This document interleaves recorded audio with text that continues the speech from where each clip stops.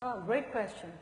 Um, I've always talked about my 5 C's model, and let me talk about them again.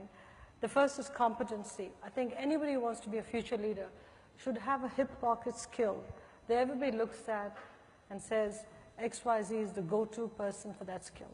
Because unless you're really known for something, and not just as a generalist, you don't stand out from the pack.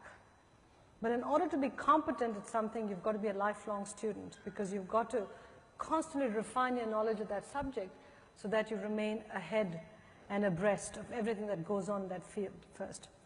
The second, I'd say, is courage and confidence. It's a pair. You can be very, very competent, but if you're not willing to speak out, if you're not willing to have the confidence based on your knowledge, what's the point, right? You just roll over. So courage and confidence are very important. The third is communication skills. You cannot overinvest in communication skills, written and oral communications, because as a leader, you constantly have to mobilize the troops. I can tell you when I first came to the United States, I used to debate and I used to be on debating teams, but I used to speak so fast because culturally I grew up in an environment where people spoke very fast. Fortunately, Yale had a requirement that unless you passed the communications course, you couldn't graduate from the first year to the second year in business school. I flunked the first time I took the communications course.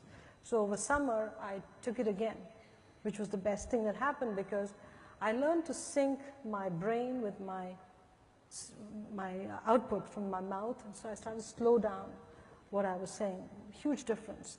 So I'd encourage all of you, invest in communication skills, critically important. The fourth skill I'd say is consistency. It's important that leaders are consistent. You can change your mind, but change your mind against a consistent framework, because if you're not consistent, people are always second guessing what you're doing. So be consistent. And the last skill is your compass. Integrity is critical in this job. You can be competent, you can be courageous, have confidence, be a great communicator, be consistent. But if you don't have integrity, if that compass doesn't point true north, everything comes crashing down, as we've seen in recent times. So again, it's the 5C model, and that's what I've operated against for all my life.